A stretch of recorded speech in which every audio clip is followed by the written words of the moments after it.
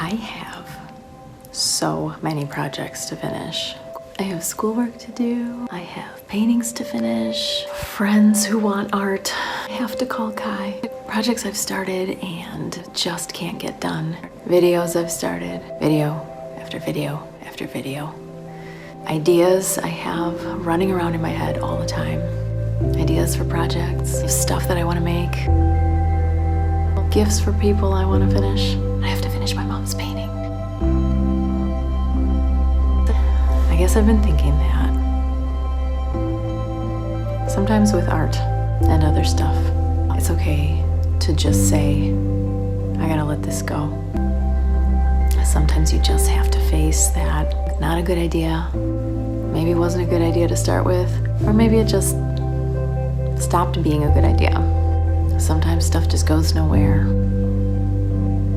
Sometimes things aren't turning out the way you thought they would. It's okay to say, I'm done with this, and it's time to move on. With whatever project you've got going on, drop the brushes, drop the tools, crumple up the paper. Some projects are just better left unfinished. Some things are just better left unfinished. Some ideas were meant to go nowhere. Toss it in the trash, set it on fire. It's okay to try to save something, but sometimes you just can't. It might not feel good. And you have to be willing to say, I'm done, and I'm gonna move on. Sometimes it's the best choice. Sometimes it's the only choice. Good luck with your unfinished projects. And remember that sometimes it's okay to drop it and move on.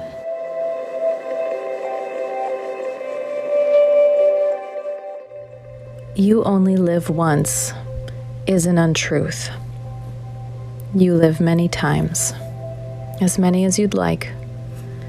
You stretch new canvas, cut a fresh block of clay, face an empty page, hands poised and waiting, hanging above the keys.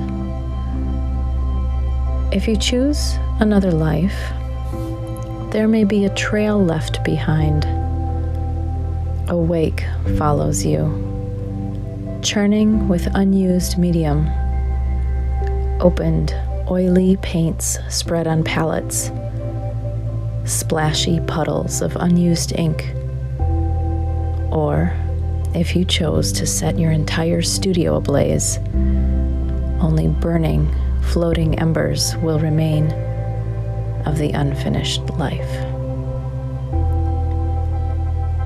In the wake may be people, individuals who are the discarded materials that litter the cutting room floor, remnants, detritus, souls you've consciously or unconsciously erased, eliminated, shut out. Some you didn't choose to discard, but they ended up left behind.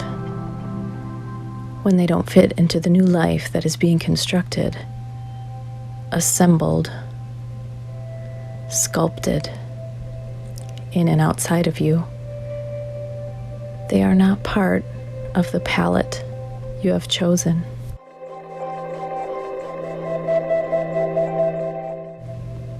The tools you've assembled to build your new life's work. Some of the victims will not be people, but will be things. The home you created, the spaces you occupied, the corners you painted yourself into. These spaces are physical, mental, emotional. Perhaps you don't need to occupy these spaces any longer. Maybe they are uninhabitable now. You've blown through the ceilings. You've stomped through the wet paint, leaving sticky, wet prints behind like shadows. Out, out, out, into the air, into the atmosphere, the nothing, the not yet. You occupy new spaces now. You are in a new epoch. You are a new epoch. The places, people, and things that you used to know may be torn from you in this new life making. Brushes ripped from your hands, paint rinsed clean from pages, written words scratched out, or worse, left unread. Relationships unfinished, spaces unfinished. This may be the deepest pain you've ever felt. It is unrelenting. Whether or not these things were deliberately removed by you,